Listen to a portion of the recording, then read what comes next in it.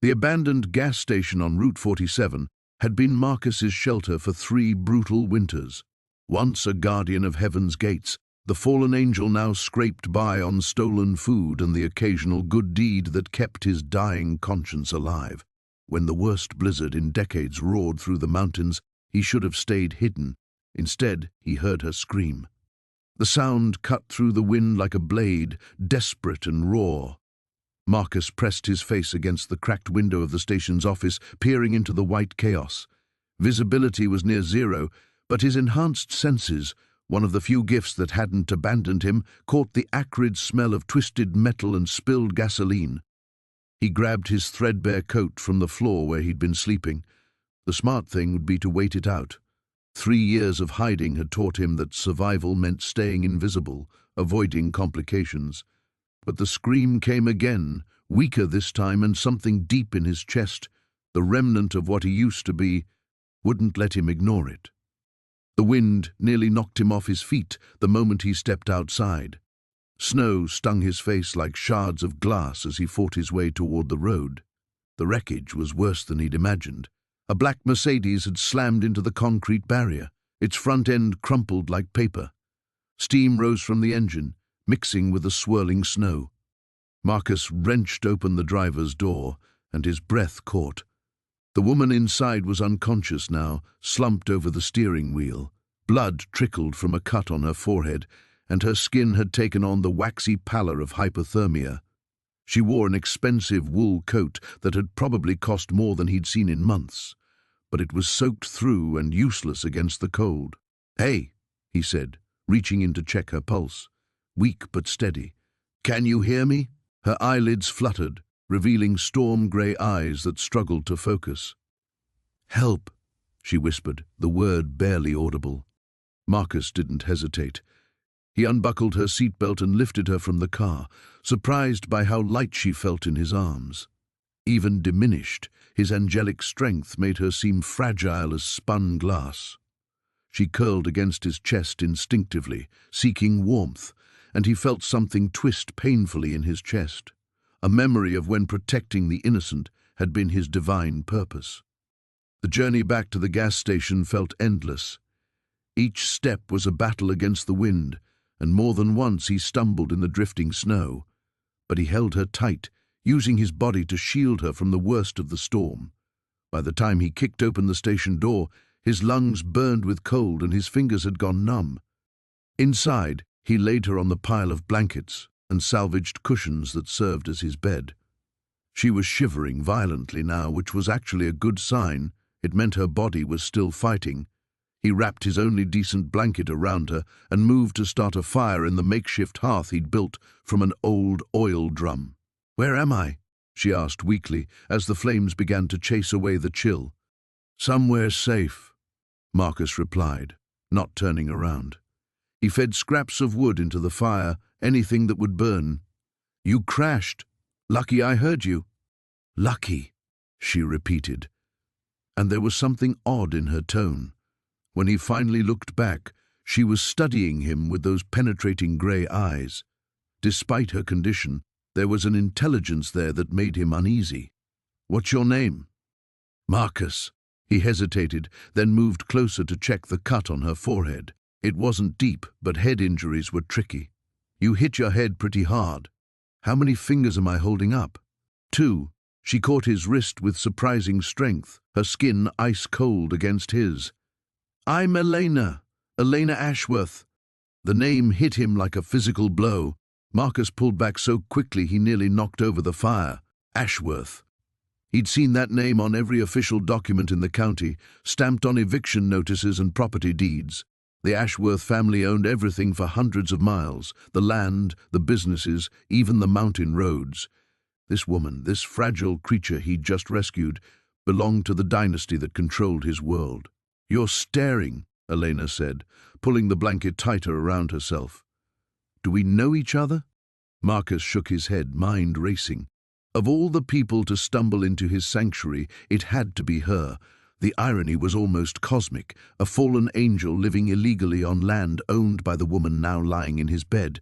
"No, we don't know each other." But even as he said it, Something flickered in Elena's expression. Her eyes moved over his face with careful attention, as if she were memorizing every detail. When her gaze lingered on the faint scars along his shoulder blades, visible through his torn shirt, Marcus felt a chill that had nothing to do with the weather. "Are you sure about that?" Elena asked softly. The woman's breathing had steadied, but her skin still held the pallor of someone who'd danced too close to death. Gabriel sat hunched beside his makeshift bed, watching the rise and fall of her chest beneath the pile of every blanket he owned.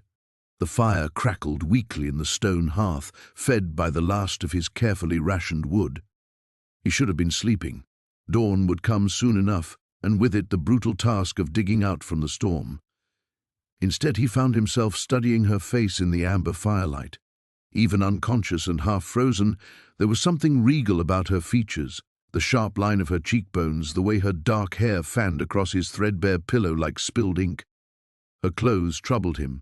Beneath the snow and ice, he'd glimpsed fabric too fine for these mountains. The cut of her coat spoke of wealth, of a world where people didn't count every copper coin or burn furniture legs to stay warm.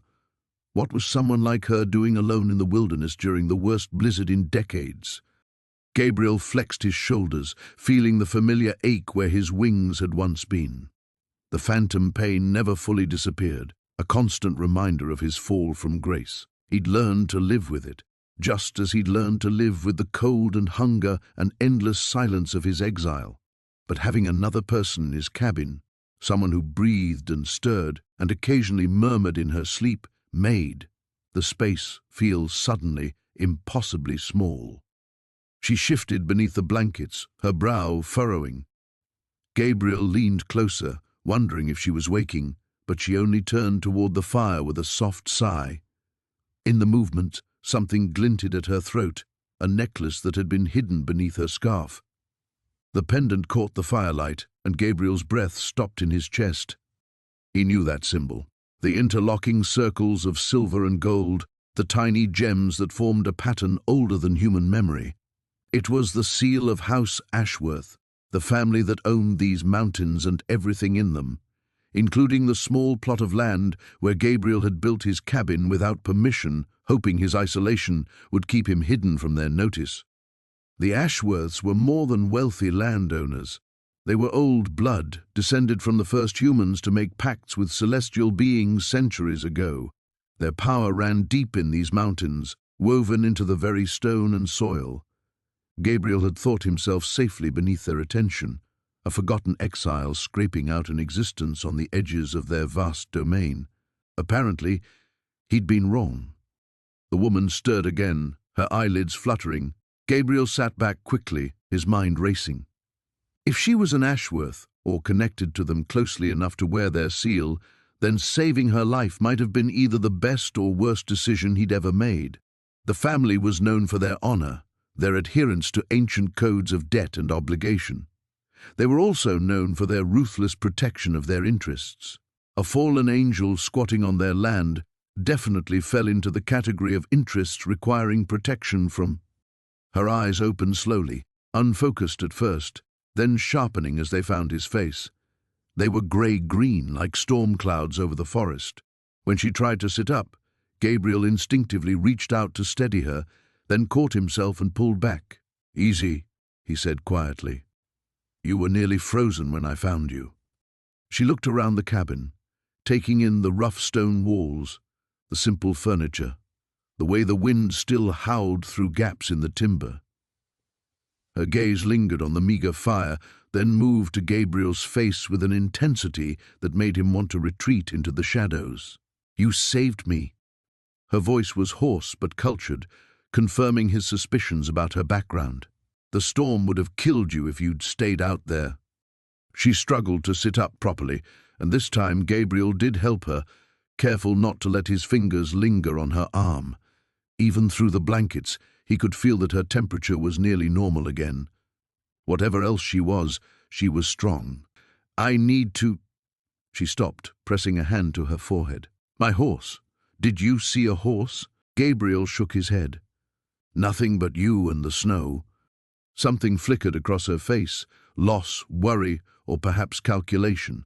She looked down at herself, seeming to notice for the first time that she was wearing Gabriel's spare shirt beneath the blankets. A flush crept up her neck. "Your clothes were soaked," Gabriel explained quickly. "I hung them by the fire. They should be dry soon."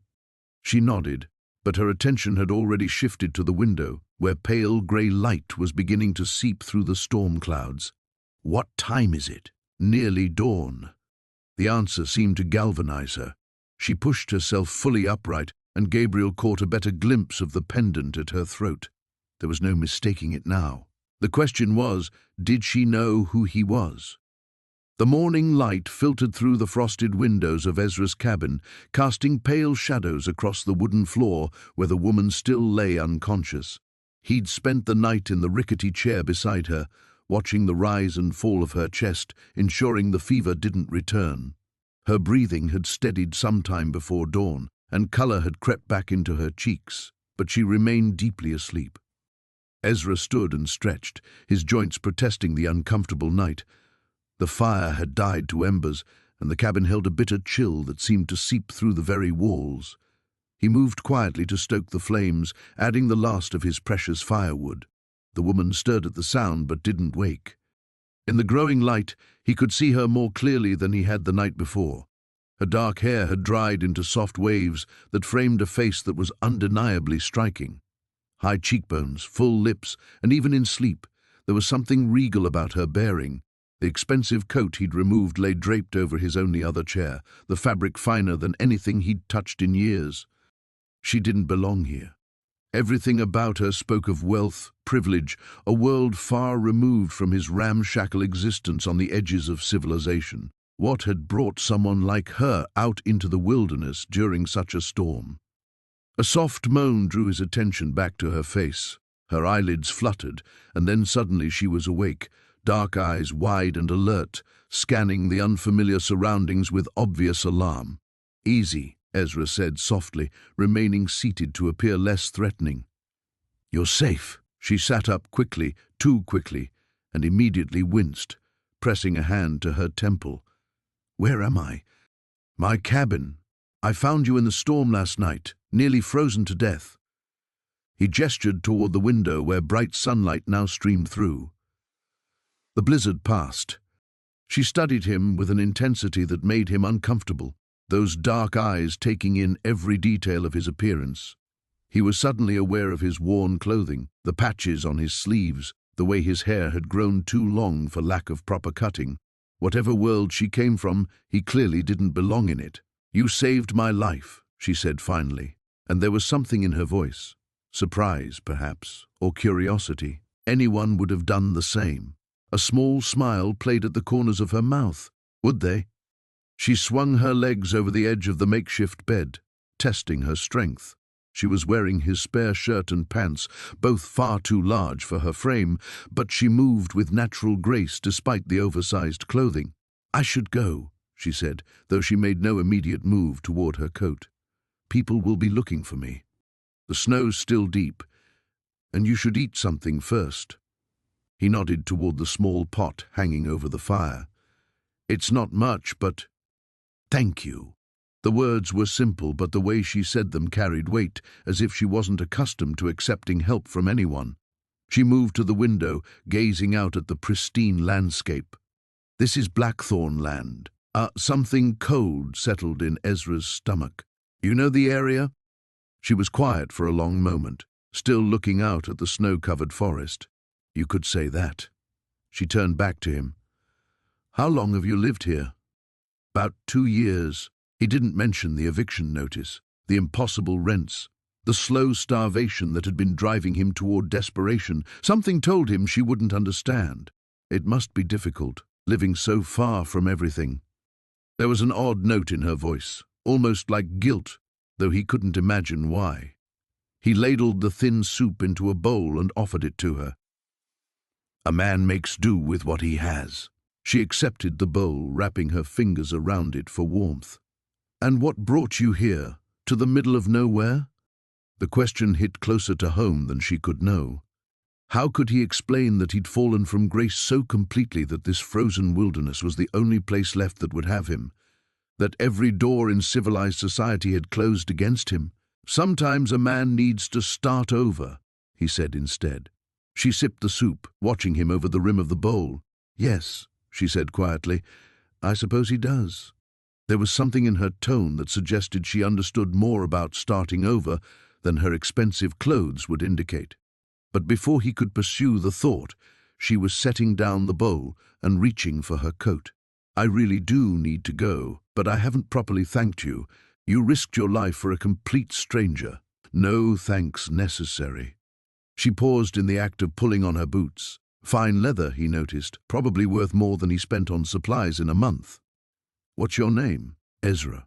He hesitated, then asked, "And yours?" For just a moment, something flickered across her face. Uncertainty, or perhaps calculation. Then she smiled, and it transformed her entire countenance. "Victoria," she said. "My name is Victoria Blackthorne." The storm had passed, leaving behind a crystalline world that sparkled under the weak morning sun. Ezra moved carefully through his cabin, acutely aware of the woman still sleeping in his bed. Her fever had broken sometime during the night, and her breathing had settled into the steady rhythm of natural sleep rather than the fitful gasps that had worried him for hours. He'd spent most of those dark hours in the wooden chair beside the bed, watching over her with an intensity that surprised him. Every small sound she made, every shift in her breathing, had sent his senses into sharp focus. It had been decades since he'd cared so deeply about another being's welfare, and the realization unsettled him. Now, as pale light filtered through his single window, he could see her more clearly. Even in sleep, there was something regal about her features, the elegant curve of her neck, the way her dark hair fell across the pillow like spilled ink. Her clothes, though torn and sodden from the storm, were made of fine materials. The fabric of her coat alone probably cost more than he spent on food in a month. Ezra quietly stoked the fire and set water to boil for tea. His movements were economical, practiced, the result of years of making do with very little. As he worked, he found himself stealing glances at his unexpected guest, trying to piece together who she might be and what had brought her into that deadly blizzard. The sound of shifting blankets made him turn. She was awake, those striking green eyes now alert and focused on him with an intensity that made his breath catch. For a moment, neither of them spoke. Then she pushed herself up on her elbows, wincing slightly. "You saved my life," she said, her voice still hoarse but stronger than the night before. "Anyone would have done the same." "No," she shook her head slowly. "Not many would have risked the storm. Not for a stranger." She paused, studying his face with those penetrating eyes. "What's your name?" "Ezra." He hesitated, then added, "Ezra Thorne." Something flickered across her expression. Recognition, perhaps, though he couldn't imagine why his name would mean anything to her. "I'm Serafina," she said quietly. The name hit him like a physical blow. Serafina. He'd heard that name whispered in the village market, spoken with a mixture of awe and fear. Serafina Blackwood, heir to the vast Blackwood estate that encompassed thousands of acres of mountain wilderness, including, he realized with growing dread, the land his cabin sat on. She must have seen the recognition in his eyes because she sat up fully, pulling the blanket around her shoulders. "You know who I am." It wasn't a question. Ezra nodded slowly, his mind racing. The woman he'd saved, the woman he'd spent the night watching over with such careful attention, was effectively his landlord. More than that, she had the power to destroy what little life he'd built here with a single word. "I didn't know when I found you," he said, his voice carefully neutral. "It wouldn't have mattered if I had, wouldn't it?" There was something almost vulnerable in the way she asked it, as if she genuinely wasn't sure. Ezra met her gaze directly. No, it wouldn't have. They looked at each other across the small cabin, and he felt the weight of the gulf between them. She was wealth and power, old family money and influence that reached into every corner of society. He was, what? An exile. A creature who no longer belonged anywhere, struggling to survive on the edges of the world that had cast him out. "This is your land," he said finally. "I should have asked permission before building here, but You're a squatter. Again, not a question. Yes." He waited for her to order him off her property, to threaten him with legal action or worse. Instead, she was quiet for a long moment, her green eyes taking in the humble cabin, the rough-hewn furniture, the patched curtains, the careful way everything had been arranged to make the most of the small space. "How long have you been living here?" she asked. 3 years. "And before that?" The question hung in the air between them.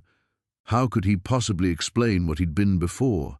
How could he tell her about the fall, about wings torn away and grace stripped from his being, about the long years of wandering that had followed, searching for some place where he could exist without being hunted or feared? "I was somewhere else," he said finally. Serafina studied him with those sharp eyes, and he had the uncomfortable feeling that she could see more than he wanted to reveal. There was intelligence there, and something else, a kind of lonely understanding that resonated with his own isolation. "We all were," she said softly, and he wondered what shadows lived behind her careful composure, what had driven the powerful Serafina Blackwood out into a deadly blizzard alone. The storm had passed, leaving behind a crystalline world that glittered under the emerging sun. Mikhail stood at the cabin's single window, watching ice crystals dance in the light filtering through skeletal branches. Behind him, the woman stirred beneath his threadbare blankets, her breathing steady and strong. He'd managed perhaps 2 hours of sleep, curled uncomfortably in the wooden chair by the dying fire. Every time he'd begun to drift, awareness of her presence pulled him back to consciousness, not suspicion anymore, something else entirely. Something that made his chest tight and his forgotten heart remember rhythms it hadn't felt in decades. "You're awake," she said softly. He turned to find her sitting up, dark hair cascading over her shoulders. The fever had broken completely, leaving her cheeks flushed with health rather than sickness. In the morning light, her beauty struck him anew, but it was her eyes that held him captive, intelligent, searching, and carrying secrets he couldn't begin to fathom. "How do you feel?" he asked, his voice rougher than intended.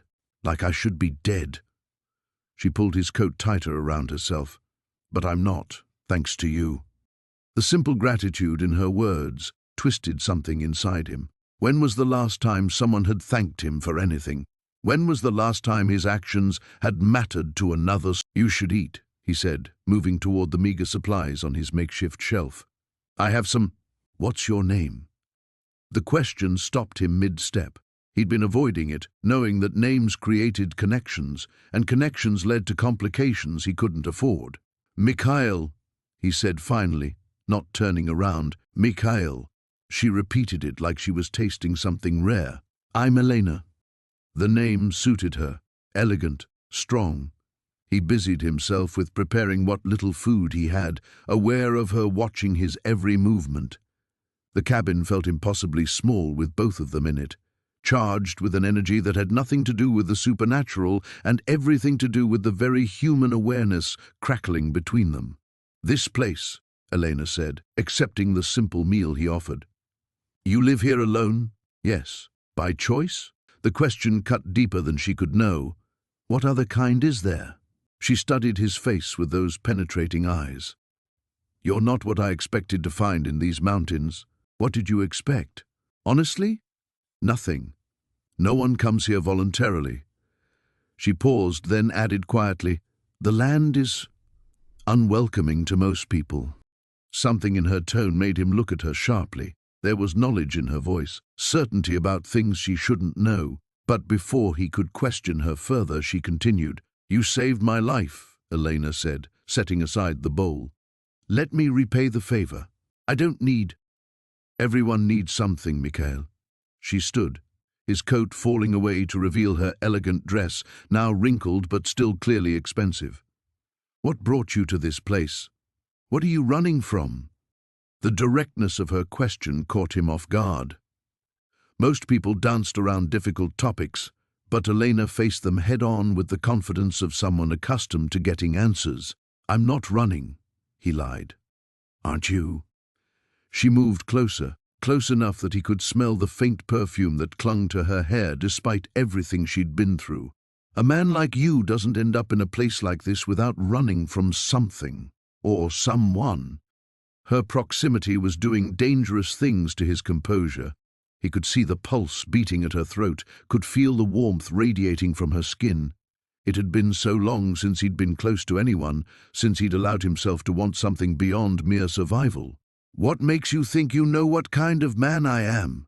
he asked, his voice barely above a whisper. "Because I recognize the look in your eyes," Elena said softly. "It's the same one I see in my mirror every morning, the look of someone who's lost everything that mattered and is trying to figure out how to keep breathing." The words hit him like a physical blow. This stranger, this beautiful enigma who'd crashed into his isolated world, had seen through every carefully constructed wall with frightening ease. "Elena," he began, then stopped, not knowing what to say. She reached up, her fingers barely grazing his cheek. The touch was feather-light, but it sent electricity racing through his entire being. For a moment, they stood frozen in that almost embrace, two damaged souls recognizing something fundamental in each other. Then reality crashed back. She was leaving. She belonged to a world of warmth and light and possibilities, while he was condemned to shadows and exile. This moment, whatever it was, couldn't last. But as Elena's hand lingered against his face, her eyes holding his with startling intensity, Mikhail allowed himself to imagine, just for a heartbeat, what it might feel like to belong somewhere again, to belong to someone again. The morning light filtered through the cabin's single window, casting long shadows across the rough wooden floor. Seraphiel stirred first, his body automatically responding to the dawn despite having slept only a few hours. The fire had burned low, leaving behind glowing embers that painted the room in amber hues. Elara still lay curled beneath his coat, her breathing steady and peaceful. Color had returned to her cheeks overnight, and the terrible pallor that had frightened him was gone. He watched her for a moment, struck by how vulnerable she looked in sleep, how different from the commanding presence she'd revealed herself to be. Rising quietly, he fed the fire and set water to boil.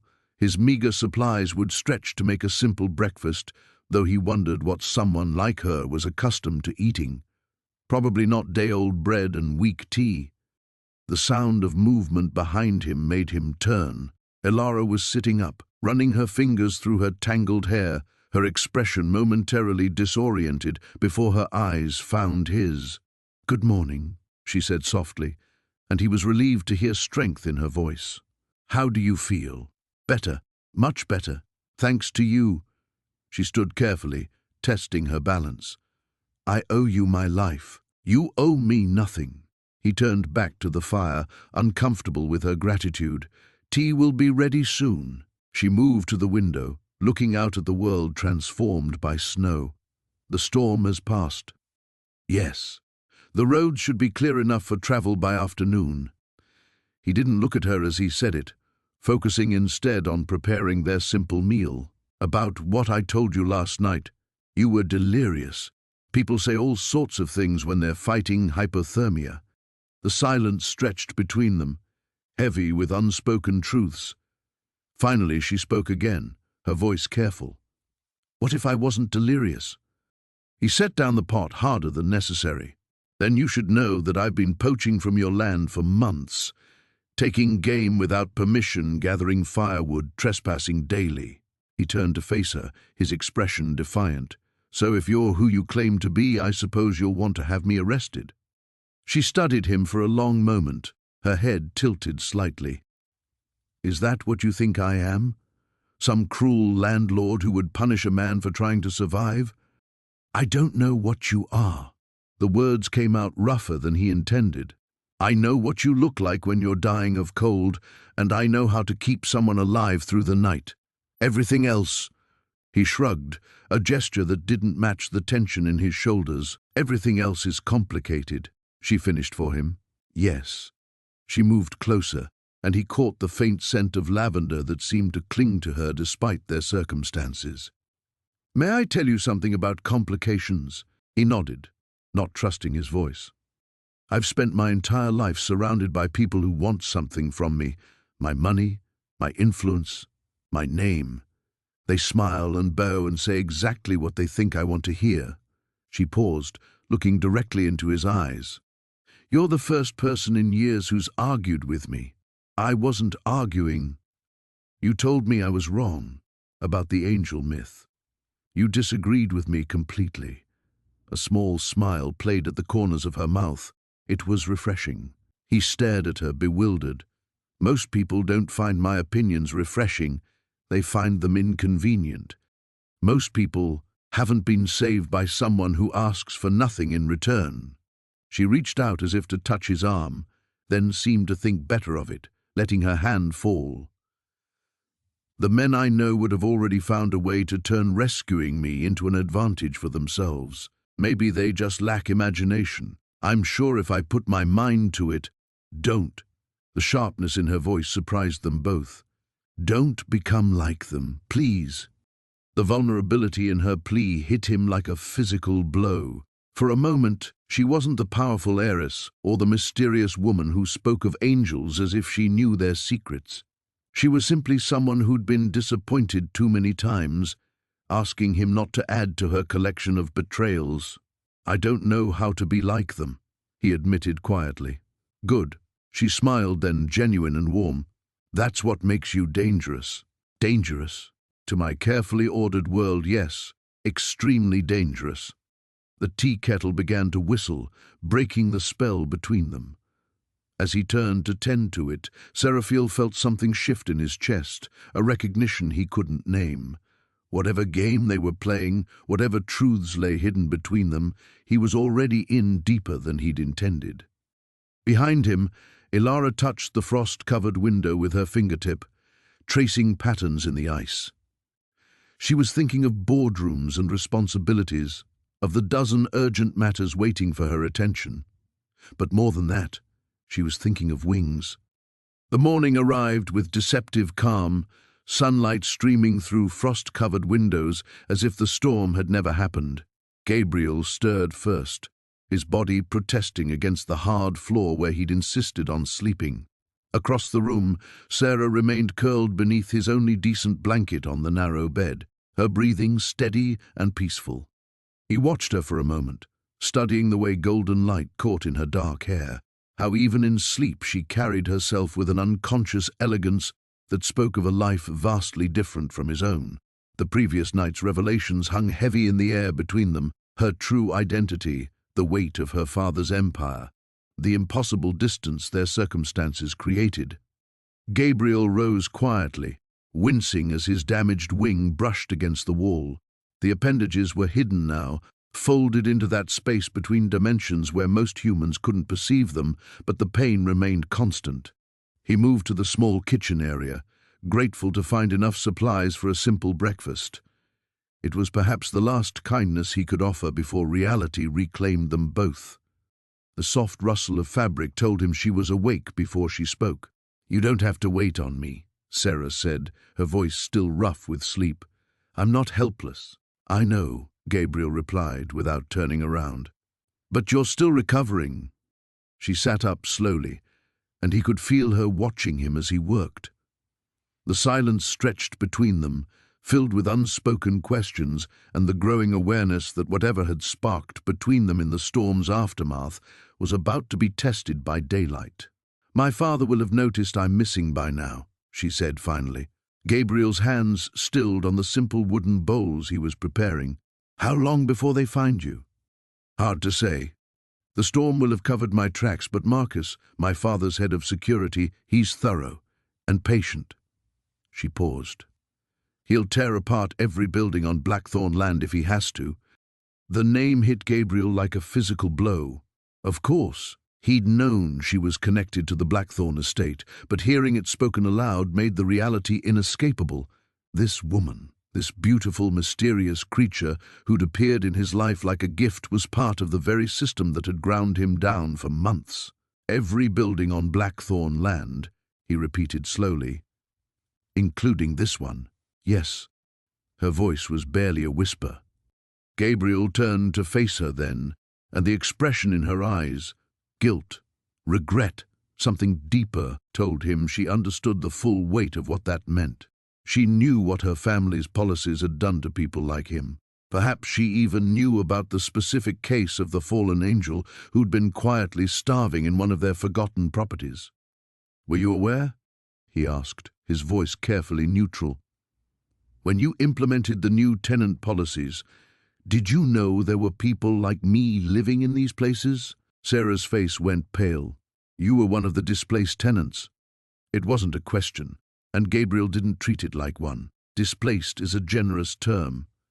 I was deemed an unfit risk for standard housing. Something about my unusual circumstances making me unsuitable for decent accommodation. Gabriel, don't.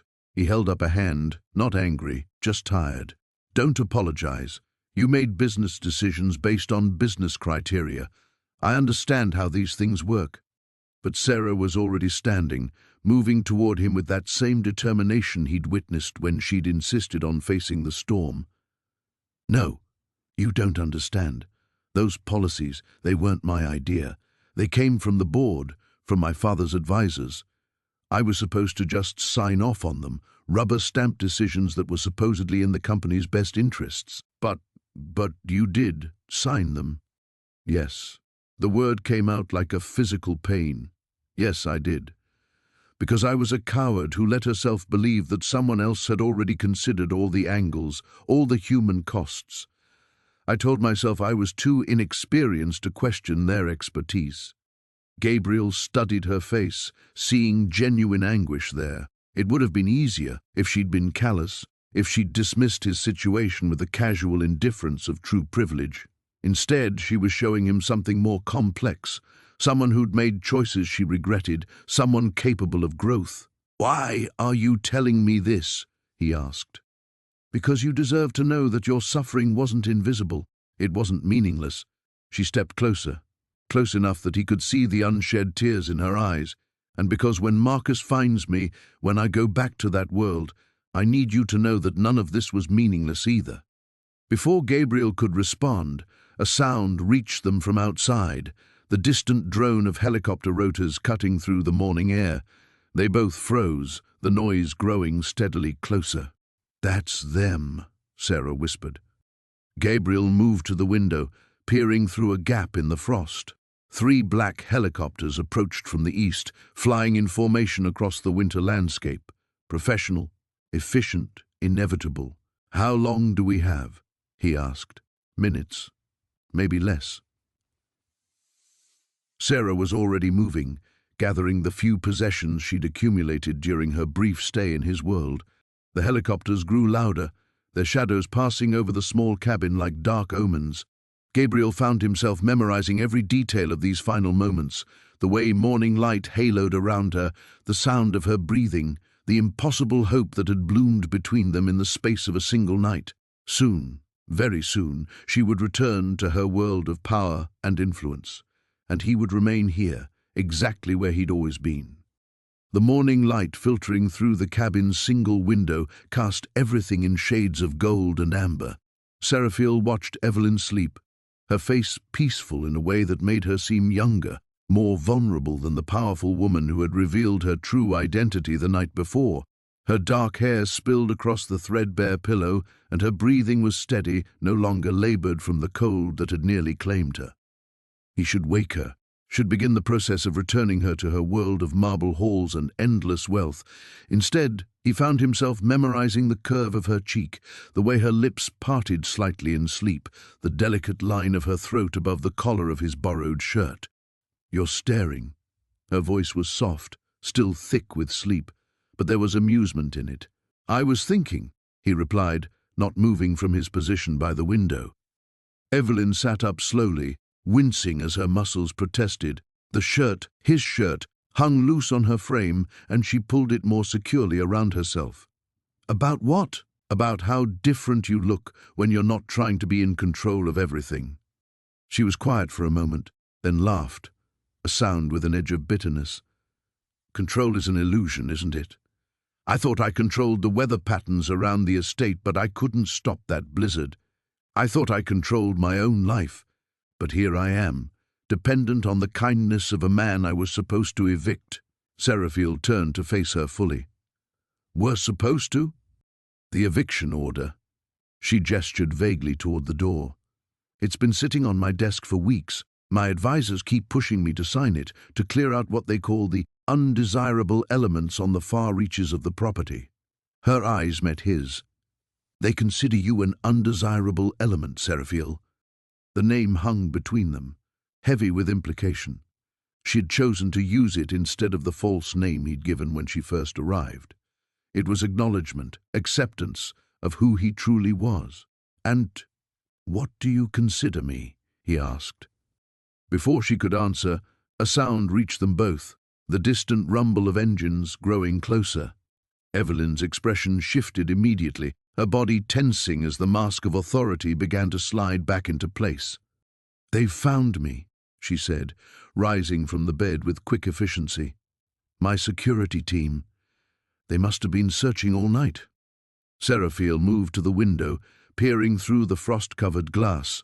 3 black vehicles were making their way up the rough path, their powerful engines struggling against the snow and ice. Behind them came a larger vehicle that looked like it could handle any terrain. You should go, Evelyn said quietly. She was already reaching for her dress, hung near the fire to dry. When they get here, it would be better if you weren't. No. The firmness in his voice surprised them both.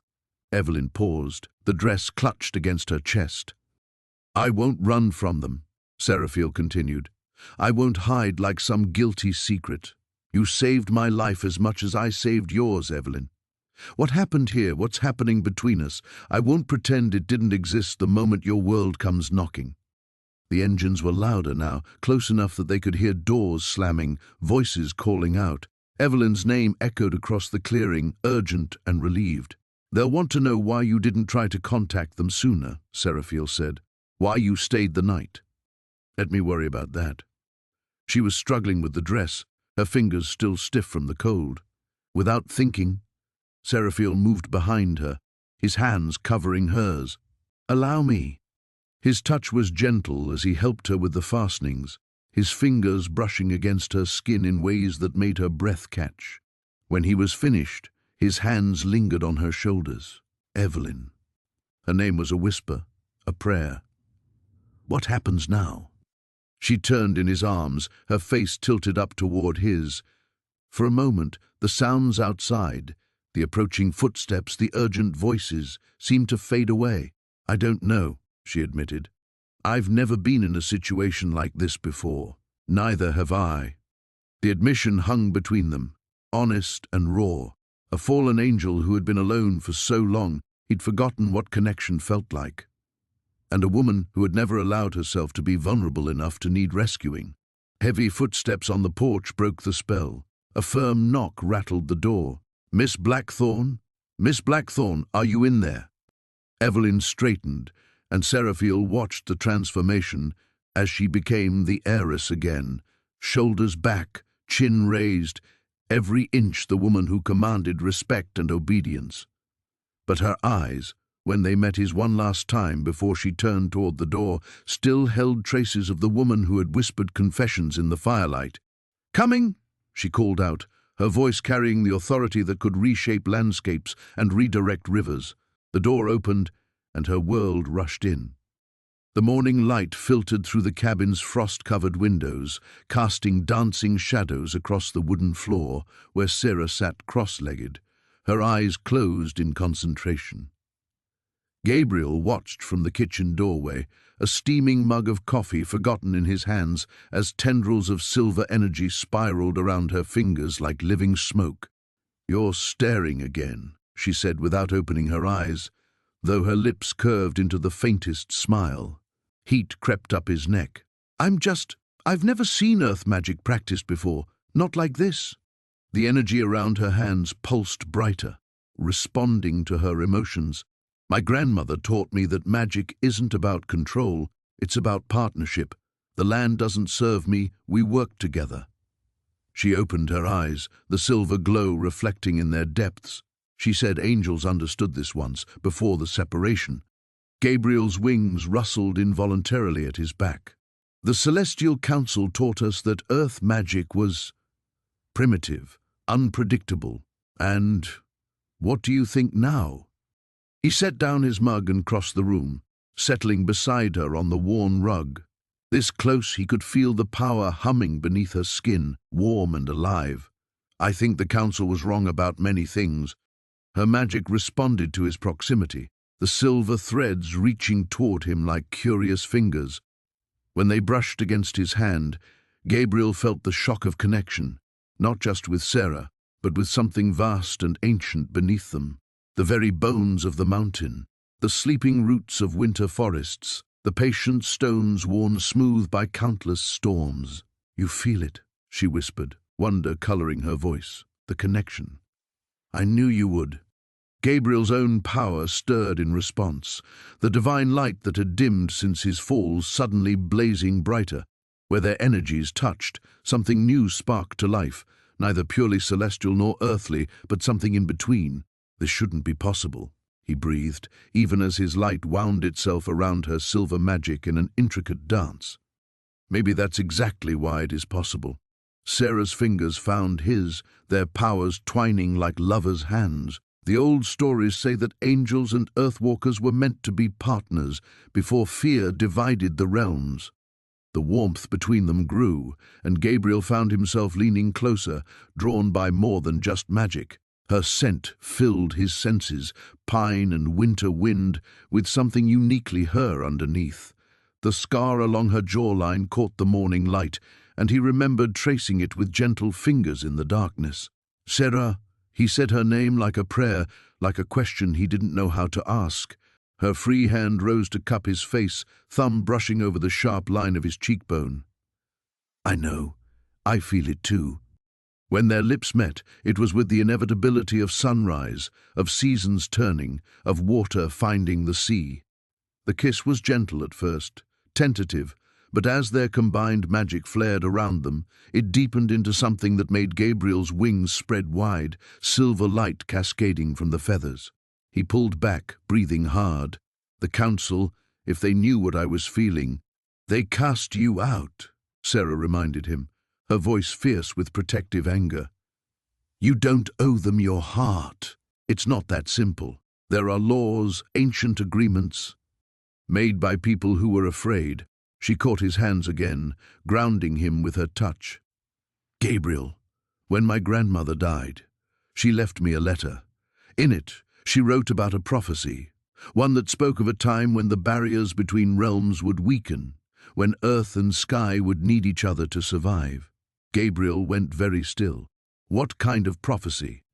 One that mentioned a fallen guardian and an earth-born heir, their powers joined to heal old wounds. She searched his face. "I don't know if we're part of that prophecy, but I know what I feel when I'm with you. What we can do together." As if to prove her point, their combined magic pulsed again, and through the cabin windows, Gabriel could see the mountain responding. Snow began to melt in perfect spirals, revealing the green life beneath. Birds that had been silent for weeks suddenly burst into song. "The land recognizes our bond," Sarah said softly. "Can you feel it? It's been waiting for this, for healing." Gabriel could feel it. The mountain's ancient patience, its deep longing for harmony between the realms. His fall, his exile, suddenly felt less like punishment and more like purpose. But with understanding came fear. "If the council senses this, they'll come," he warned, "and they won't just banish me this time." Sarah's jaw set with familiar determination. "Let them come. This land is under my protection, and you're under mine." Her magic flared silver bright, and for a moment Gabriel glimpsed the true extent of her power, vast as mountain ranges, deep as underground rivers. "You'd risk everything?" he asked. "Your position, your inheritance? For this? For you?" She kissed him again, fierce and claiming, without question. Outside, the mountain continued its impossible spring awakening, and Gabriel felt the last of his resistance crumble like winter ice in the sun. The morning light filtered through the frost-covered windows of Ilara's estate office, casting prismatic rainbows across the mahogany desk where contracts and land deeds lay scattered like fallen leaves. She hadn't slept, couldn't sleep, not after everything Gabriel had revealed. Her fingers traced the edge of a property map, following the boundaries that encompassed his ramshackle cabin, the place where he'd saved her life and unknowingly changed the course of everything. A soft knock interrupted her thoughts. "Come in," she called, quickly gathering the documents. Marcus entered, his usually immaculate appearance slightly disheveled. Dark circles shadowed his eyes, and his tie hung loose around his neck. "I've completed the audit you requested," he said, setting down a thick folder. "The Winter Relief Fund distributions over the past 5 years." Ilara's stomach tightened as she opened the folder. Page after page of numbers told a damning story. Funds allocated for heating assistance, food distribution, and emergency shelter that somehow never reached the most desperate. Her signature appeared on approval forms for aid that had been systematically redirected to less needy recipients, people who could afford to pay administrative fees, people who had connections. "This can't be right," she whispered, though deep down she knew it was. "I specifically authorized emergency assistance for the outer territories." Marcus shifted uncomfortably. The board felt it was more fiscally responsible to prioritize recipients who could demonstrate long-term viability. There were concerns about enabling dependency. The words hit her like physical blows. She thought of Gabriel, proud and starving, too dignified to ask for help that should have been freely given. How many others like him had suffered while she lived in ignorant comfort, believing her wealth was being used for good? Who made these decisions? Her voice carried an edge that made Marcus step backward. "The board has always handled the distribution details. Your grandmother established those protocols years ago. I assumed you wanted to maintain—" "You assumed wrong." Ilara stood, the chair scraping harshly against the floor. "Schedule an emergency board meeting for this afternoon." "And Marcus?" "Cancel all current distributions. We're starting over." After he left, Ilara found herself drawn to the window that overlooked the western hills.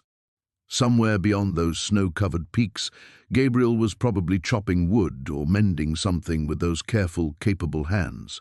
Did he hate her now? The thought carved hollow spaces in her chest. She'd grown up hearing stories about angels, celestial beings of impossible beauty and terrible power. But Gabriel wasn't the gleaming, untouchable creature of legends. He was weathered and real, scarred by whatever had cast him down from grace. His touch had been gentle when he'd warmed her frozen hands, his voice soft when he'd told her about the birds he fed. He was more human than most humans she knew, including herself. The irony wasn't lost on her. She'd spent years feeling trapped by her inheritance, suffocated by expectations and responsibilities she'd never asked for. Meanwhile, Gabriel had lost everything divine and learned to find meaning in simple survival, in small kindnesses that cost him dearly. The board meeting that afternoon was a bloodbath of polite corporate warfare. 12 men and women in expensive suits sat around the conference table, their faces ranging from confused to openly hostile as Ilara systematically dismantled policies that had been in place for decades. "You can't simply redistribute funds without proper vetting," protested Harold Westbrook, a silver-haired man who'd been her grandmother's closest advisor. "We have fiduciary responsibilities." "To whom?" Ilara's voice cut through his objections.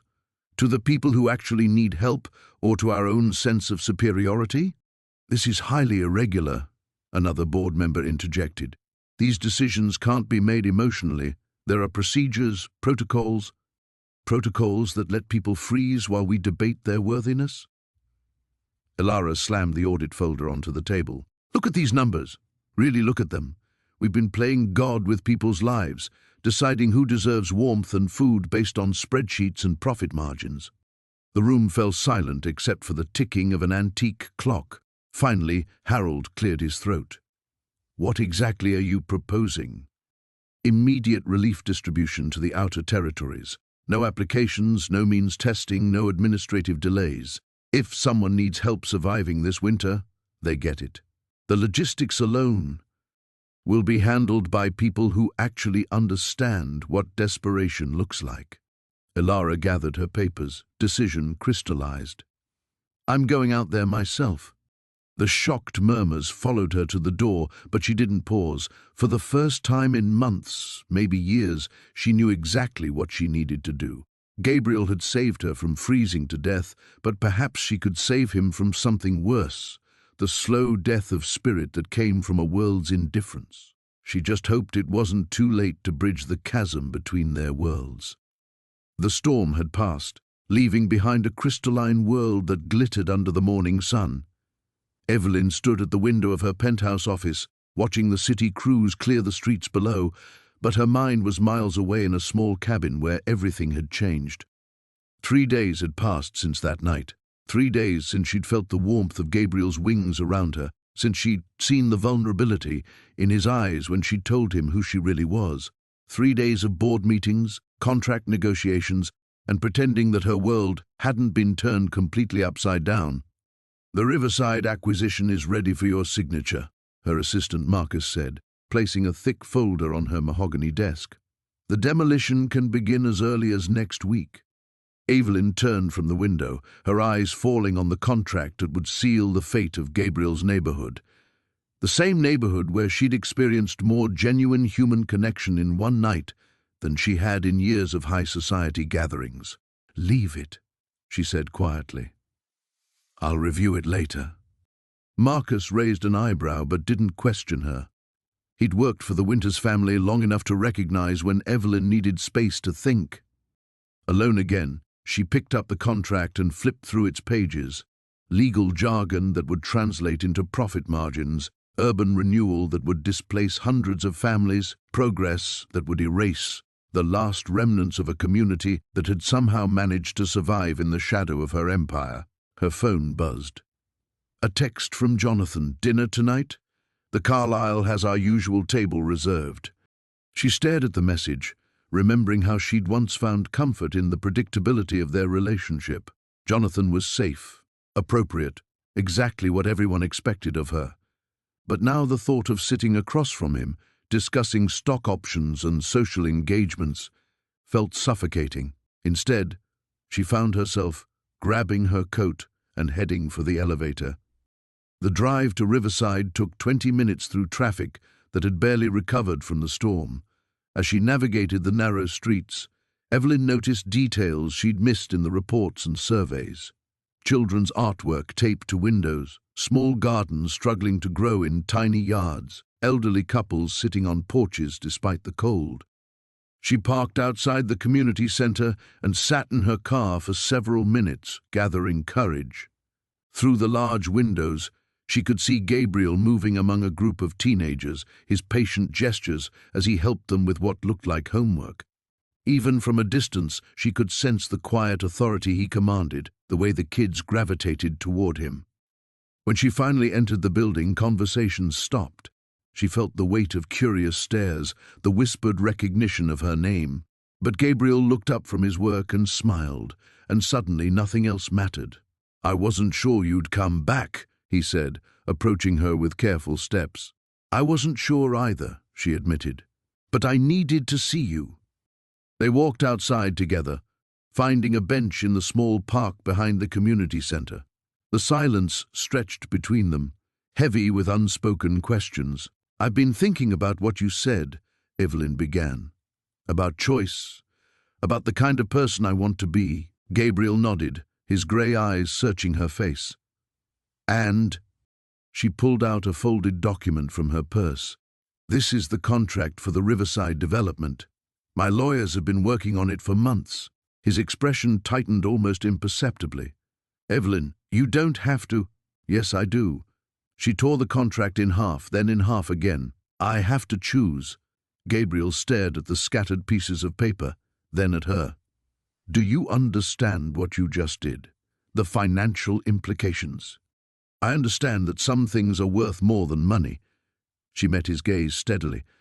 I understand that the woman who spent that night with you in the cabin isn't the same person who signed off on displacing families for profit margins. The board won't be happy. Evelyn laughed, surprising herself. The board hasn't been happy with me since I was 16 and announced I wanted to study environmental science instead of business. I think I can handle their disapproval." Gabriel reached for her hand, his fingers intertwining with hers. "This changes everything, you know. Once word gets out that you're backing down from a major development—" "Let it change everything," she said fiercely. "I'm tired of living in a world where I have everything and feel nothing. I'm tired of being the person who destroys instead of creates. And what do you want to create instead?" She looked at the community center, at the children's laughter echoing from the playground, at Gabriel's face filled with hope and something deeper, something real, she whispered, something that matters. Gabriel lifted their joined hands and pressed a gentle kiss to her knuckles. "Then we'll create it together." As the afternoon sun cast long shadows across the park, Evelyn felt something she'd never experienced before, the terrifying, exhilarating sensation of stepping into an unknown future, guided only by the certainty that she was finally moving toward something worth fighting for. The morning light filtered through frost-covered windows as Elena stood before the ornate mirror in her private chambers, her reflection showing a woman caught between two worlds. The silk gown laid out on her bed felt like armor she wasn't sure she wanted to wear anymore. In just hours, the quarterly board meeting would commence, and with it, the weight of decisions that would ripple across thousands of acres and countless lives. Her fingers traced the pendant at her throat, a simple piece Gabriel had carved from driftwood during one of their walks along the frozen creek. It seemed impossibly humble against the backdrop of mahogany and gold that surrounded her, yet it felt more precious than any jewel in her collection. A sharp knock interrupted her reverie. "Miss Thornfield?" Her assistant's voice carried an edge of urgency. "The board members are arriving early. They're requesting an immediate audience." Elena's stomach tightened. Early arrivals meant coordinated pressure, likely orchestrated by Marcus Blackwood and his coalition. She'd seen this tactic before, corner the decision-maker before they could fully prepare, apply pressure when they were most vulnerable. "Tell them I'll be down in 10 minutes, she replied, her voice steady despite the storm brewing in her chest. The boardroom felt different when she entered. The usual polite deferentials were replaced by barely concealed ambition. Marcus sat at the far end of the table, his silver hair gleaming under the chandelier, surrounded by 3 other board members who'd clearly chosen their side. Charts and projection screens displayed development plans that made Elena's heart sink. Sprawling commercial complexes where Gabriel's cottage stood, parking lots where ancient trees currently swayed. "Elena, my dear," Marcus began, his tone patronizing in its familiarity. "We've taken the liberty of finalizing the development proposals. The investors are eager to move forward, and frankly, we can't afford to let sentiment cloud our judgment any longer." She took her seat at the head of the table, Gabriel's pendant a warm weight against her skin. "Sentiment, Marcus? This romantic notion of preserving every acre as some sort of nature sanctuary," he continued, gesturing dismissively. "Your father understood that land is meant to generate wealth, not harbor vagrants and wildlife. The northern sectors are particularly valuable," another board member interjected, sliding a detailed map across the polished table. "We're looking at unprecedented returns if we move quickly." Elena studied the map, her heart breaking as she recognized the landmarks Gabriel had shown her, the grove where they'd watched deer at dawn, the clearing where he'd first told her about losing his wings, the cottage that had become a sanctuary, not just for him, but for her soul. "These plans," she said slowly, "they displace everyone currently living in those areas." "Minimal displacement," Marcus assured her with a wave of his hand. "A few squatters, some outdated hunting cabins, nothing that can't be handled with proper legal channels and reasonable compensation." The casual dismissal of human lives, of Gabriel's life, ignited something fierce within Elena. She thought of the warmth in Gabriel's eyes when he'd held her during the blizzard, the way he'd risked everything to save a stranger, never knowing or caring about her wealth or power. "I need time to review these proposals thoroughly," she said. Marcus's expression hardened. Elena, the investors won't wait indefinitely. Every day we delay costs money. Your father never hesitated when it came to profitable decisions. My father, Elena said, rising from her chair, built this company on the principle of responsible stewardship.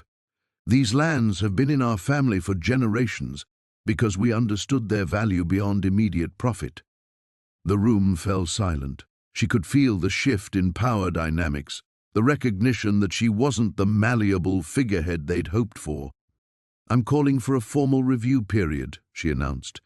60 days to assess environmental impact, community displacement effects, and alternative development strategies. Marcus's face flushed red. You're making a mistake, Elena. The board has the authority to override decisions that aren't in the company's best interests. Then you'll have to convince the majority that destroying irreplaceable ecosystems and displacing established communities serves our long-term interests, she replied, gathering the proposals into a neat stack. This meeting is adjourned. As she walked toward the door, Elena felt the weight of their stares, the undercurrent of threat in their silence. She'd just declared war on some of the most powerful people in the region, chosen Gabriel's world over the expectations of her own. Outside the boardroom, her hands trembled slightly as she pressed her back against the closed door. Through the tall windows, she could see the northern sectors in the distance, Gabriel's domain now under siege. She had 60 days to find another path, to prove that preservation and progress could coexist. The battle for two worlds had truly begun. The storm outside had finally quieted, but the tension inside the cabin crackled like lightning. Seraphiel stood frozen by the window, his reflection ghostly against the frost-covered glass, while Evelyn's words hung between them like a blade waiting to fall. "You think I don't know what it's like to be trapped," she said, her voice trembling with an emotion he couldn't name. "You think because I have money, because I inherited land, that I'm free?" He turned slowly, taking in the sight of her, hair disheveled from sleep, cheeks flushed with anger, or perhaps something deeper. In the dim candlelight, she looked nothing like the composed heiress who had signed documents in his presence days ago. She looked raw, vulnerable, and entirely too human for his comfort. "Then tell me," he said quietly. "Tell me about your cage." Evelyn's laugh was bitter. "My father built an empire on suffering. Every deed, every contract, every acquisition was paid for with someone else's pain. When he died, they didn't just give me his wealth, they gave me his debts, his sins." She wrapped her arms around herself, as if warding off a chill that had nothing to do with the winter air. "Do you think I wanted to evict families? Do you think I enjoyed watching people lose their homes?" Seraphiel felt something shift inside his chest, a crack in the wall of resentment he'd built around his heart. "But you did it anyway." "'Cause I had no choice." The words burst from her like a dam breaking. The board of directors, the investors, my father's business partners, they were all watching, waiting for me to fail so they can take everything. If I show weakness, if I deviate from his path, they'll destroy me and everyone who depends on me. She moved to the fireplace, her hands shaking, as she added another log to the dying flames. "You want to know the truth about that blizzard, Seraphiel? I wasn't lost. I was running. I was trying to escape to somewhere they couldn't find me, couldn't use me." Her voice dropped to a whisper. "I was ready to disappear forever." The confession hit him like a physical blow. He thought of that night, of finding her half frozen in the snow, of the strange pull he'd felt to save her. Had it been more than coincidence? Had some divine hand guided him to her in her darkest moment? "But you came back," he said. "Because of you." She turned to face him, and in her eyes he saw the same haunted recognition he'd been trying to deny. "You saved me, and not just from the cold. You showed me there was still good in the world, still hope. I couldn't just disappear knowing that people like you existed." Seraphiel felt his carefully constructed anger crumbling. "People like me? I'm a fallen angel living in squalor. I've lost everything, my grace, my purpose, my place in creation. What good am I to anyone?" "You're good to me." The words were so soft he almost missed them. She took a step closer, her eyes never leaving his. "You could have left me in that storm. You could have taken my money and disappeared. You could have used my gratitude against me. But you didn't. Even when you hated what I represented, you still chose kindness."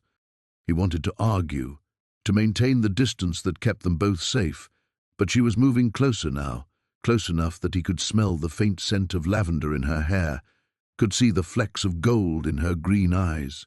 "Evelyn," he said, her name a warning and a prayer. "I know what you are," she whispered. "I've known since that first night. The way you moved, the way you held me, no mortal man could have carried me through that storm. And your eyes—" She reached up, her fingertips barely grazing his cheek. "They're not quite human, are they?" His breath caught. In all his years of exile, no one had seen through his carefully maintained facade. "You should be afraid." "I should be," she agreed, her hand now resting fully against his face. "But I'm not. Should that terrify us both?" Before he could answer, before rational thought could intervene, she rose on her toes and pressed her lips to his. The kiss was soft, tentative, a question rather than a demand. But it sent fire racing through his veins, awakening something he'd thought dead and buried with his fall from grace. For a moment that stretched into eternity, he let himself fall into her warmth, her acceptance, her impossible faith in his goodness. But then reality crashed back, and he pulled away, breathing hard. "This can't happen," he said, though every cell in his body screamed otherwise. "We're from different worlds, Evelyn. I'm fallen, damned." "Then we'll be damned together," she said fiercely. "I'm tired of being alone in my gilded prison, and you're tired of being alone in your exile. Maybe we can save each other." Outside, the wind began to pick up again, but neither of them noticed. They stood at the precipice of something that would change everything, knowing there was no going back. The morning sun cast long shadows across the estate grounds as Serafina stood at the window of her study, watching Gabriel disappear into the woods beyond the garden maze. Her reflection in the glass looked pale, almost translucent, as if she were already fading from this world. The weight of her decision pressed against her chest like a stone. Behind her, Marcus cleared his throat. "The board meeting is in 2 hours. They'll expect answers about the land development project." She didn't turn around. "Cancel it, Serafina." "I said cancel it." Her voice carried an edge that made him step back. "Cancel all meetings for the remainder of the week." The silence stretched between them until she heard his footsteps retreat and the door close with a soft click. Only then did she allow herself to sink into the leather chair behind her father's massive desk, her fingers tracing the worn edges of documents she'd avoided reading for months. The Blackwood Holdings portfolio spread before her like a map of conquest, acres upon acres of acquired land, from the mountains where Gabriel had found her to the valleys where entire communities had been displaced. Her father's legacy, built on the systematic erosion of everything wild and free in this region. She pulled out a particular file, one marked with red ink in her father's careful handwriting, Priority Development, Angel's Rest Valley. The irony wasn't lost on her. Gabriel's Valley, the place where he'd built his small cabin, where he'd learned to live as something other than what he'd been created to be, was scheduled for demolition in 3 weeks. The plans showed a luxury resort complex, complete with golf course, spa facilities, and private hunting grounds. At the bottom of the page, her father had scrawled a note, eviction notices served, remaining squatter to be removed by force if necessary. Gabriel didn't even know he was living on borrowed time. Her phone buzzed against the mahogany surface. Eleanor's name appeared on the screen, but Serafina let it ring through to voicemail. She couldn't bear to hear her friend's voice right now, couldn't pretend that everything was manageable when her entire world felt like it was crumbling around the edges. The morning stretched into afternoon as she worked methodically through the files, understanding for the first time the true scope of her inheritance. It wasn't just wealth. It was a machine of displacement, a system designed to consume everything in its path and transform it into profit. How many families had been forced from their homes? How many sacred places had been bulldozed for the sake of progress? A soft knock interrupted her thoughts. "Come in." Mrs. Chen entered with a tea service, her movements careful and deliberate. She'd worked for the Blackwood family for 30 years, had watched Serafina grow from a lonely child into an isolated heiress. If anyone understood the burden of this legacy, it was her. "You look troubled, miss." Serafina gestured at the files scattered across the desk. "Did you know about all of this? About what my father was really doing?" The older woman set down the tea tray and considered her words carefully. "Your father was a complicated man. He believed he was building something that would last. He was destroying everything that already lasted." She picked up a photograph from one of the files, an aerial shot of a pristine forest that had been clear-cut for a shopping complex. "How did I never see it?" "Perhaps because you weren't ready to see it," Mrs. Chen said gently. "Sometimes we have to grow into the truth." The words hit deeper than intended. Serafina thought of Gabriel, of how he'd had to grow into his humanity after falling from grace. He'd lost everything, his wings, his purpose, his place in the celestial hierarchy, and somehow managed to build something new from the wreckage, while she'd inherited everything and never questioned the cost. "Mrs. Chen, what would happen if I simply stopped? If I refused to continue any of these projects? The board would fight you. There are contracts, obligations, investors who've already committed significant resources. And if I disbanded the company entirely?" The housekeeper's eyebrows rose slightly. "That would be unprecedented and very expensive, but not impossible." Serafina reached for her phone, scrolling through the missed calls and urgent emails from various department heads and board members. All of them wanted answers, decisions, her signature on documents that would perpetuate the cycle her father had started. Instead, she opened a new message to her lawyer. "I need to see you immediately," she typed. "I want to discuss liquidating Blackwood Holdings entirely. Every project, every contract, every development plan. I want it all stopped." She hesitated only a moment before hitting send. Through the window, storm clouds were gathering on the horizon, dark and heavy with the promise of snow. Soon Gabriel would return from his walk, and she would have to tell him everything. About the valley, about the eviction notice, about the machine of destruction she'd inherited. But first, she had to figure out how to dismantle an empire. The cathedral's ancient stones trembled as Serafina's power erupted outward, light cascading from her, in waves that seemed to bend reality itself.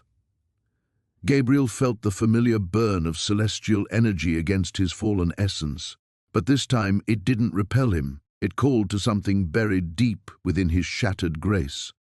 "Sarah, you have to stop," he shouted over the howling wind that had somehow manifested inside the sacred space. "You're going to tear yourself apart." Her eyes blazed like twin stars as she turned to face him, tears streaming down her cheeks. "I can't control it anymore. Ever since I touched that cursed artifact in my family's vault, it's been growing stronger. The power isn't just mine. It's something ancient, something that was never meant for mortal hands." Gabriel's blood ran cold. He knew that artifact, had watched the heavens weep when it was cast down during the First Rebellion, the Shard of Dominion, a fragment of the original creative force that had shaped the world. If it had bonded with Serafina's already formidable abilities. "The dreams," he said, understanding flooding through him. "The visions you've been having, they're not prophecies, they're memories. The shard is showing you what was." Another pulse of energy shattered the stained glass windows, sending rainbow fragments spiraling through the air like fallen tears. Serafina collapsed to her knees, her perfectly controlled facade finally crumbling completely. "I've seen it all, Gabriel. The war in heaven, your fall, the others who were cast down with you." Her voice broke. "I've seen what you sacrificed to save them, how you took the blame for their rebellion to spare them worse punishment." Gabriel's wings materialized involuntarily, black feathers edged with the faintest glimmer of their former silver. "That's not something you need to carry." "But I do carry it now, don't you see? The Shard chose me because I'm connected to this land, to the ley lines that run beneath it. My family has been guardians for generations, but we forgot what we were guarding against. She struggled to her feet, power crackling around her like lightning. There's something coming, something that wants the Shard's power, and it's been using my family's company, our influence, to weaken the barriers. The revelation hit Gabriel like a physical blow. The corporate acquisitions, the systematic buying up of sacred sites across the region, the displacement of communities that had lived on these lands for generations. It had all been orchestrated. Marcus, Gabriel said, the name tasting like ash in his mouth. Your assistant. He's not human. Serafina nodded grimly. A demon of the third circle, specifically chosen because he could pass for mortal long enough to gain my trust. He's been manipulating the board, using my isolation against me, making sure I stayed focused on business instead of questioning why certain properties kept appearing on our acquisition lists. Another tremor shook the cathedral, and Gabriel realized the building itself was responding to Serafina's distress. The very stones seemed to pulse with sympathetic energy. There's more, she continued, her voice barely audible over the supernatural storm. The homeless community you've been protecting, they're not here by accident either. They're descendants of the original guardians, people whose bloodlines carry just enough power to strengthen the barriers. Marcus has been systematically destroying their shelters, forcing them into areas where they'd be more vulnerable. Gabriel's hands clenched into fists, and for a moment the echo of his former power flickered through him like phantom pain. He's been hunting them. Not hunting, harvesting. Their pain, their desperation, it feeds the cracks in the barriers. Every time one of them dies in despair, it weakens the seal a little more. The cathedral fell silent suddenly, the supernatural winds dying as if cut off at the source. In the eerie quiet, Gabriel could hear footsteps echoing from the main entrance, measured and unhurried. He knows I've discovered the truth, Serafina whispered, her power pulling inward until it was barely a shimmer around her skin. He's coming. Gabriel moved to stand between her and the approaching footsteps, his fallen wings spreading wide despite their damaged state. Then we make our stand here. This is consecrated ground. It will limit his power. Gabriel, you don't understand. If he completes the ritual, if he breaks the final seal, what's imprisoned beneath this land will make the war in heaven look like a minor disagreement. We're not just talking about demons. We're talking about the things that existed before creation, the chaos that was pushed back when the world was formed. The footsteps stopped just outside the sanctuary doors. When Marcus spoke, his voice carried harmonics that made the broken windows rattle in their frames. Lady Blackthorn, I believe we have some unfinished business to discuss, and you've brought your pet angel. How delightfully unexpected. Gabriel felt Serafina's hands slip into his, her fingers interlacing with his own. Her touch was warm, steady, and crackling with barely contained power. Whatever happens, she murmured, know that meeting you changed everything. You showed me what it means to truly care for people, not just manage them. The sanctuary doors exploded inward in a shower of splinters and hellfire. The storm had passed, leaving the world crystalline and still, but the tempest inside Lysander's chest raged on. He stood at the edge of the cliff overlooking the valley, his dark wings spread against the pale morning sky. Each feather caught the light like obsidian, beautiful and terrible in their reminder of what he'd lost and what he'd become. You're leaving. Serafina's voice carried across the snow, not a question but a statement heavy with resignation. He didn't turn around. The council made their position clear. Stay, and they'll strip you of everything. Your inheritance, your power, your name. I won't be the reason you lose yourself. Her footsteps crunched closer, deliberate and sure. And what if losing myself means finding something better? Don't. The word came out sharper than he intended. Don't romanticize this, Sarah. I've seen what happens when angels fall from grace. The descent never ends. It just gets easier to ignore the impact. She moved to stand beside him, close enough that her warmth cut through the bitter air. "You're not falling. You're choosing to fly in a different direction." A bitter laugh escaped him. "Pretty words won't change what I am, what we are. Oil and water, remember? You said it yourself, I'm the darkness to your light." I was wrong. Her hand found his arm, fingers tracing the edge where his wing met his shoulder. "We're not opposites. We're two parts of the same sky.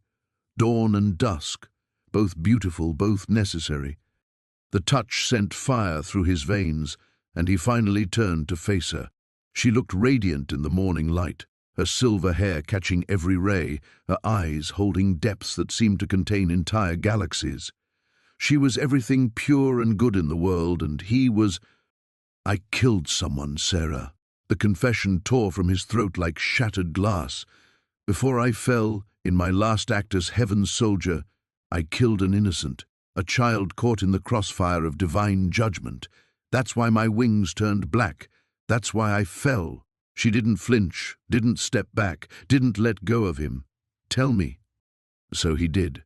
He told her about the mission, about the order to cleanse a village corrupted by dark magic, about following commands without question, as he'd been created to do, about the moment he realized the child hiding in the burning building wasn't tainted by darkness, just terrified and alone, about how his sword had already found its mark before understanding bloomed, before mercy could stay his hand. "The council called it collateral damage," he whispered, "acceptable losses in service of the greater good." But I felt her soul leave, felt the innocence drain from the world because of my blade. The weight of it changed me, corrupted me. And heaven has no place for broken instruments. Seraphina's hands came up to frame his face, thumbs brushing away tears he didn't realize had fallen. "You think that moment of doubt, that crack in your blind obedience makes you fallen? Lysander, it makes you human. It makes you capable of love. Your council won't see it that way. Neither will your people or your board of directors or anyone else whose opinion matters for your future." He caught her wrists gently, pressing her palms against his skin. "I've lived in exile for decades. I can survive another century in the wilderness. But you have responsibilities, people depending on you, a legacy to uphold." "My great-grandmother built this empire on defiance," she said fiercely. "She was cast out by her own family for refusing an arranged marriage, for choosing love over duty. Everything we have exists because she decided some things were worth the risk. And if you're wrong, if choosing me costs you everything?" Her smile was fierce and bright as a blade. "Then we'll build something new, together." Before he could protest further, she pressed her lips to his, and the kiss tasted like possibility and promise, and the kind of future he'd stopped believing he deserved. When they broke apart, she was already reaching into her coat. "I have something for you." She pulled out an official-looking document, the corporate seal gleaming in the morning light. "I've been working on this since the council meeting. A land grant, 100 acres on the eastern slope, transferred to your name, along with development rights and a consulting contract for the conservation project." He stared at the papers, uncomprehending. "Sarah, what?" "I'm not asking you to choose between your freedom and me," she said. "I'm asking you to choose a life where you can have both. Stay, not as my secret or my shame, but as my partner. Help me prove that some boundaries exist only in our minds." The wind picked up, catching his wings and hers both, dark and light feathers dancing together in the crystalline air. In the distance, the village was waking up, smoke rising from chimneys, life continuing its eternal rhythm. For the first time in decades, Lysander felt something unfurling in his chest that might have been hope. The morning light filtered through the ice-covered windows of Lysander's cabin, casting fractured rainbows across the wooden floor where Elena knelt beside an ornate chest she'd retrieved from her estate. Her fingers trembled as she lifted the heavy lid, revealing artifacts that seemed to pulse with their own inner light. "These belong to my grandmother," Elena whispered, her breath visible in the cold air. "She always claimed our bloodline held secrets, but I thought they were just stories." Lysander moved closer, his celestial senses immediately recognizing the power emanating from the collection. Ancient symbols were carved into silver amulets, and crystalline stones hummed with energy that made his remaining wing ache with phantom pain. Among the artifacts lay a leather-bound journal, its pages yellowed with age. "Your grandmother wasn't entirely human," he said softly, understanding flooding through him. "That's why you survived the blizzard, why you could see through my glamour." Elena's hand stilled on the journal's cover. "What does that mean?" "It means you're descended from the Nephilim, the children of angels and mortals." His voice carried both wonder and sorrow. "It explains everything. Your connection to this land, your ability to command such power, even why fate brought us together." She opened the journal, and the pages seemed to turn themselves, settling on an entry written in elegant script. Elena read aloud, her voice growing stronger with each word. "The binding of souls transcends the boundaries between heaven and earth. When the fallen finds his match, in one who bridges both worlds, the path to redemption shall be revealed."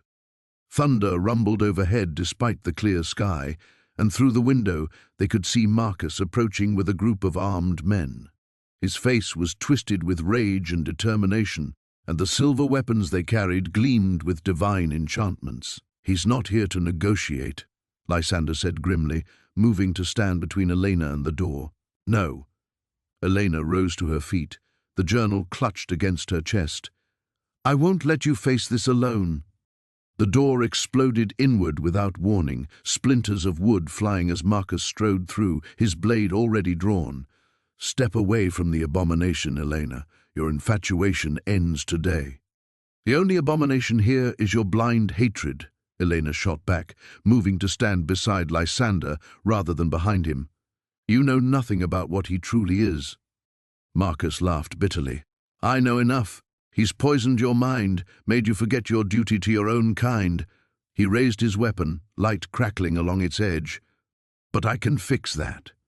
The attack came swift and merciless. Lysander threw himself forward, his damaged wing unfurling despite the agony it caused. Without his full celestial power, he could only deflect the worst of Marcus's assault, each clash of their weapons sending shockwaves through the small cabin. Elena pressed her hands against the journal, feeling heat spread through her palms as words in an ancient language spilled from her lips. Words she'd never learned but somehow knew. The artifacts in the chest began to glow, responding to her awakening heritage. "You cannot stop what's already begun," she called out. Power building around her like a storm. "This land chose him long before you arrived," Marcus snarled, pressing his attack harder. "Then I'll burn it all down and start fresh." The blade found its mark, sliding between Lysander's ribs with surgical precision. He gasped, golden blood spilling from the wound as he fell to his knees. The sight of it broke something fundamental inside Elena. "Enough!" The word tore from her throat with such force that every window in the cabin shattered simultaneously. The artifacts exploded into brilliant light, their combined power channeling through Elena's Nephilim blood. She rose from the ground, suspended by invisible forces, her hair whipping around her face as energy coursed through every cell of her being. This was what she'd been born for, not to rule over land and wealth, but to bridge the gap between the mortal and divine. Marcus stumbled backward, his confidence cracking. "Impossible. You're just human." "I'm so much more than that," Elena replied, her voice carrying harmonics that spoke directly to the soul. "And you're going to leave this place and never return." She gestured toward the fallen angel bleeding on her cabin floor. Light flowed from her hands into Lysander's wound, and she felt their connection deepen beyond anything she'd imagined possible. His pain became hers, but so did his strength, his centuries of wisdom, his unwavering capacity for hope despite everything he'd endured. Marcus and his men fled without another word, their retreat swift and final. Elena collapsed beside Lysander. As the light faded, her newly awakened power settling into something manageable but permanent. His wound was healing, the golden blood already slowing to a trickle. "What happens now?" she whispered. helping him sit up against the wall. Lysander smiled, and for the first time since his fall, it reached his eyes completely. Now we write our own story. The spring morning broke with unprecedented warmth, sunlight streaming through the great windows of Ilara's estate like liquid gold. Gabriel stood on the balcony of what had once been the servants' quarters and was now simply home, watching the transformation of the land below. Where snow had buried everything for months, green shoots pushed through the earth with defiant persistence. The valley breathed again. "The architects arrived this afternoon," Ilara said, joining him with 2 steaming cups of coffee. Her hair caught the light, no longer the severe businesswoman's style, but loose waves that danced in the gentle breeze. "They're excited about the sustainable housing project. Apparently, no one's ever asked them to design homes that work with the land instead of against it." Gabriel accepted the cup, his fingers brushing hers in a gesture that still sent electricity through both of them. "And the families from town?" "Moving in next month. The Hendersons are particularly grateful. Their old place was falling apart." She leaned against the railing beside him. "Your idea about the community gardens is already taking shape. Mrs. Chen has appointed herself coordinator." They stood in comfortable silence, watching workers in the distance laying foundations for the first of the new homes. The sound of hammering and cheerful voices carried on the wind, a symphony of hope that Gabriel had never thought he'd hear in this valley. "I have something for you," Ilara said suddenly, producing a folded document from her pocket. "I've been working on it with the lawyers for weeks." Gabriel unfolded the papers, his enhanced vision quickly scanning the legal text. His breath caught. "Ilara, this is a deed for this section of the valley." Her voice was steady, but he could hear the nervousness underneath. "I can't give you back your wings, Gabriel, but I can give you roots, real ones, a place that's truly yours." He stared at the document, then at her. "You're giving me land. We're partners in everything else. Why not this?" She turned to face him fully. "I've spent my whole life thinking ownership meant control, that having more meant being worth more. You taught me that home isn't something you own, it's something you build, something you share." Gabriel set down his cup and pulled her close, the papers crinkling between them. "I fell from grace," he murmured against her hair, "and found something better than heaven." "Even better than flying?" she teased, though her voice was thick with emotion. He pulled back to look at her, his hand cupping her face. "Especially better than flying. Angels fly alone, Ilara, but this—" He gestured toward the valley, the new construction, the life blooming around them. "This is something we built together, something that matters." A commotion from the courtyard below interrupted them. A small crowd had gathered around someone Gabriel couldn't see from this angle, their voices carrying excitement and what sounded like amazement. "What do you think that's about?" Ilara asked, already moving toward the stairs. They made their way down to find Dr. Sarah Chen at the center of the group, her face flushed with excitement. She held a tablet displaying what looked like agricultural data, charts and graphs that meant little to Gabriel but clearly thrilled her. "The soil composition," she was saying to anyone who would listen. "It's completely changed. Not just improved, transformed. The mineral content, the pH levels, the nitrogen fixation, it's like the earth itself has been healed." Mrs. Patterson from the general store spotted Gabriel and Ilara. "Dr. Chen says the whole valley's soil has regenerated. Crops that haven't grown here in decades are suddenly thriving. She's calling it miraculous."